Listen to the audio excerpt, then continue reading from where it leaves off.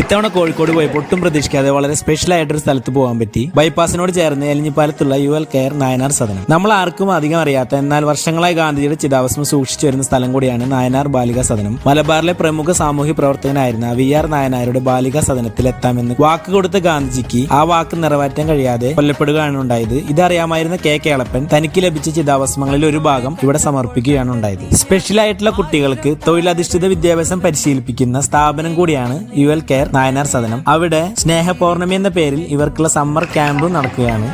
ഭിന്നശേഷിക്കാരായ കുട്ടികളുടെ ദൈനംദിന കാര്യങ്ങൾക്ക് പുറമെ കലാപരമായും തൊഴിലധിഷ്ഠിതമായും ഉന്നമനത്തിനു വേണ്ടി ലക്ഷ്യം വെച്ചിട്ട് കൂടിയാണ് ഈ ക്യാമ്പ് നടത്തുന്നത്. ഹൈലി ടാലന്റഡ് ആയ അധ്യാപകരുടെ നേതൃത്വത്തിലായിരുന്നു ഓരോ ദിവസവും ഓരോ ആക്ടിവിറ്റീസ് നൽകിയിരുന്നത്. നമ്മൾ ചെന്നപ്പോ കൊത്തുപണിയായിരുന്നു. ഇതെല്ലാം ഒരു വരച്ച ചിത്രങ്ങളാണ്. അവരെ കൊണ്ട് വരപ്പിച്ച് കളർ ചെയ്യിച്ച് നമ്മുടെ ആർട്ടിസ്റ്റ് കൺവേർട്ട് ചെയ്ത ചിത്രങ്ങളാണ്.